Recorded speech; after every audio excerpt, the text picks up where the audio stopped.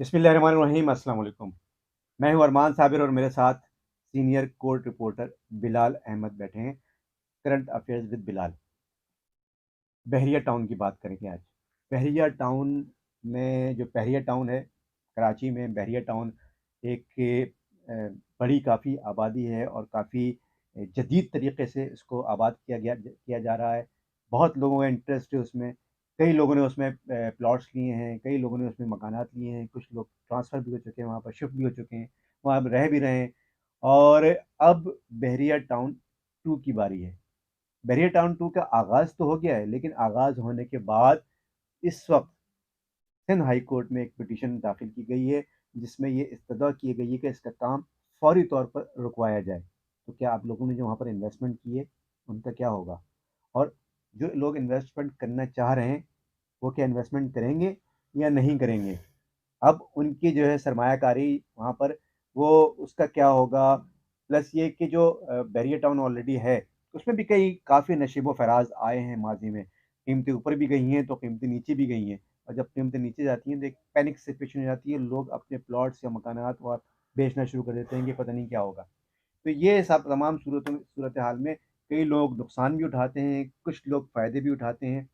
तो इन तमाम चीज़ों पे बात भी करेंगे। और सिंध हाई कोर्ट में जो फ़ेज़ 2 है बैरिया टाउन का, वहाँ पर क्या होने जा रहा है? क्या चैलेंज हुआ है इसको? और अब हाई कोर्ट में ये केस अभी दाखिल हुआ है, तो हाई कोर्ट ने क्या नोटिस लिया है इसके ऊपर, क्या किया है? तमाम चीज़ें बिलाल से पता करते हैं। बिलाल, आज सिंध हाई कोर्ट में क्या हुआ है इस सिलसिले में? मैं आपको पूरी तफ़सील बताता हूँ। कॉन्स्टिट्यूशन पटिशन है सीपीडी 3798/2022। ठीक है। ये दायर की गई है और कराची का जो बहरिया टाउन फ़ेज़ 2 है, जो अभी लॉन्चिंग के मराहिल में है और पब्लिकली उस तरह अनाउंसमेंट नहीं है, एडवर्टाइज़मेंट नहीं है, लेकिन उसका गेट अगर आप जाएँ तो हैदराबाद की तरफ, तो गेट जो फ़ेज़ 2 है उसका बनना शुरू हो शुरू हो गया है। चुका है। अब मैं इसकी तरफ आने से पहले आपने बिल्कुल ठीक पॉइंट उठाया कि जब भी इस किस्म की रूमर्स आती हैं, खबर आती है, इत्तला आती है, तो पहले जो छोटा इन्वेस्टर होता है बेचारा डब घबरा जाता है। सबसे पहले। तो वो सबसे पहले क्या करता है, औने-पौने जैसे ही होता है वो बेच के निकलता है, वो कहता है यार मैंने महफूज़ जगह पर आना है। बिल्कुल, छोटे इन्वेस्टर के पास है ना, सरमाया ही उतना सरमाया होता है। उतना होता है उसके लिए, वो कहता है ज़िंदगी की जमा पूँजी मेरी यही बिल्कुल। है, ठीक है ना? फिर बाद में वो उसकी कीमतें बढ़ जाती हैं, फिर कोई ऐसी चीज़ आती है, फिर दोबारा से गिरता है। तो लोग समझते हैं कि ये जो फ्लक्चुएशन हो रही है, जो इन्फॉर्मेशंस आती हैं, इसके पीछे कौन है? मतलब खुद करते हैं, कौन से लोग हैं, जी क्या? हाँ, ये एक बहुत बड़ा गेम होता है, आप भी इस बिल्कुल। बारे सारी चीज़ों को जानते हैं। चीज़ें अ, देना मतलब मार्केट वैल्यू छोड़ना, फिर उसके बाद उसको डीवैल्यू करना, फिर उसको वैल्यू बढ़ाना, ये सारी चीज़ें एक्टिविटी होती हैं।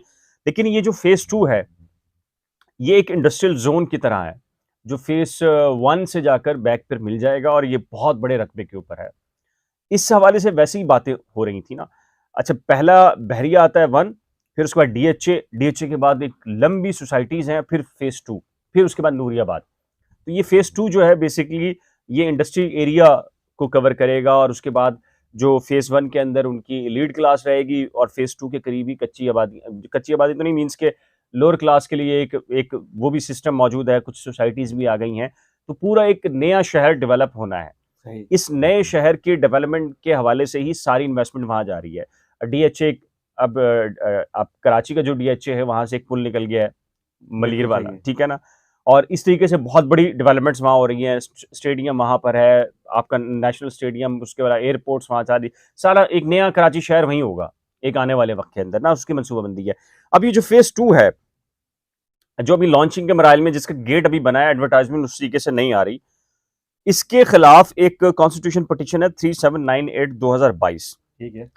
ये दायर हुई है और इसमें जो दावा किया गया है, जो दरखास्त में मौक़िफ़ अख्तियार किया गया है, वो दिल हिला देने वाला है। क्या? इनका जो दावा है, वो ये कह रहे हैं जो फ़ेज़ 2 के बारे में कि ये अच्छा पिटिशनर हैं कौन? मैं आपको बताता हूँ। अच्छा, इसमें पहले फ़ेज़ 2 के ऊपर बात करें तो उससे पहले वो कह रहे हैं जो फ़ेज़ 1 है, उसमें क्या हुआ है, जो दरखास्त गुज़ार हैं, उसमें क्या हुआ है और फ़ेज़ 2 में क्या होगा, मैं आपको थोड़ा-सा बता देता हूँ। वो ये कहते हैं कि जी, पूरे पाकिस्तान, कराची के लोग या ओवरसीज़ से उनके लिए ये बहरिया टाउन में सुपर हाईवे के ऊपर फ़ेज़ 1 लॉन्च किया गया और वो भी एक गैर कानूनी प्रोजेक्ट था और ज़मीनें जो थीं, वो सरकारी खरीदी गई और तकरीबन कोई 5 खरब रुपए कमाए गए इन दरखास्त गुज़ार के मुताबिक। और वो ये कहते हैं कि इसके आज भी हज़ारों मुतासरीन हैं, जो वो तो फिर केस गया था ना, वो बैरिया टाउन जी, में जी, केस गया सुप्रीम था, कोर्ट में गया। सुप्रीम कोर्ट में केस गया था। वो लेकिन कहते देखें थे कि मैं आपके और ज़मीन मेरे जो कुछ दोस्त हैं, बहुत ज़मीन सारे जो लोग खरीदी गई थी, वो आपके और कम मेरे खरीदी दोस्त गई हैं थी। आपके और मेरे जो दोस्त हैं, बहुत सारे लोग ऐसे हैं जिनकी फाइल्स आगे पीछे उसी वक़्त हुई और वो बेचारे पौने-पौने बेच के चले गए और बहुत सारे लोगों को मुतबादल भी देने की कोशिश की गई, लेकिन वो अभी तक रुल रहे हैं। मैं पर्सनली ऐसे बहुत सारे लोगों को जानता हूँ। ये कह रहे हैं कि जो फेज़ 1 है, उसमें जो अक्सर डीलर हैं, उनका ताल्लुक कराची से नहीं है। उनका अक्सरियत का ताल्लुक लाहौर से है या पंजाब से है और वो यहाँ पर लूट-खसूट करके निकल जाते हैं। ये इनका दावा है। सही। और वो ये कह रहे हैं कि जो अब फेज़ 2 है, इसको लाया गया है और ये पहला फेज़ 1 डीएचए देन फेज़ 2 आ रहा है। तो ये कह रहे हैं कि ये सारी सरकारी बल्कि जंगलात की ज़मीन है। अच्छा, सरकारी ज़मीन तो आप खरीद सकते हैं ना रकूम देकर, लेकिन जो जंगलात के हवाले से कानून है, वो इनके मुताबिक वो जंगलात ख़त्म नहीं कर सकते। फॉरेस्ट लैंड आप जो है वो कन्वर्ट नहीं कर सकते रेज़िडेंशियल, कमर्शियल या किसी भी और एक्टिविटी के लिए।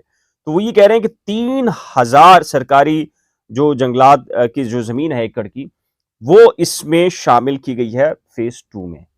और वो ये कह रहे हैं कि कानून ये कहता है कि सरकारी ज़मीन किसी भी तौर पे ये जो जंगलात की ज़मीन है, उसको इसका हिस्सा नहीं बनाया जा उसके सकता। साथ ही फॉरेस्ट भी है ना, साथ साथ ही जी, जी, फ़ॉरेस्ट भी मौजूद डिक्लेयर्ड है। जो है। जी, जी, डिक्लेयर फ़ॉरेस्ट भी मौजूद है। तो ये कह रहे हैं कि जो फ़ेज़ 2 है, वो टोटली फ़ॉरेस्ट डिपार्टमेंट जो सिंध गवर्नमेंट का है, उसकी ज़मीन पर बनाया गया है। तो इसलिए ये मुकम्मल तौर पर एक गैर कानूनी प्रोजेक्ट है। अच्छा, अब इसमें 1-2 दरख़्वास्त है। ये महमूद अख्तर नकवी हैं और ये महमूद अख्तर नकवी के बारे में आपको थोड़ा-सा बता दूँ। देखिए, इनका दावा इस दरख़्वास्त में ठीक है, गलत है, एक अलग बात है। ये वही महमूद अख्तर नकवी हैं, यूसुफ रज़ा गिलानी को इफ्तिखार चौधरी साहब ने निकाला था और बहुत सारे सेनेटर ड्यूल नेशनैलिटी पे गए थे, तो यही वो पिटिशनर थे, जिनके बारे में बहुत कहा जाता था कि यार ये कौन है? अच्छा। ठीक है? तो इनके रिकॉर्ड के ऊपर ये उस तरह के वकील नहीं हैं, उस तरह का बैकग्राउंड नहीं है, लेकिन कहाँ से आए हैं, लेकिन इनके जो कह लीजिए कि रिकॉर्ड के ऊपर बड़े-बड़े केसेस हैं। हुँ। तो इन्होंने अच्छा बहरिया के खिलाफ इन्होंने पहले भी दरखास्तें दी हैं, बहुत सारी अच्छा। केसेस चले हैं इनके।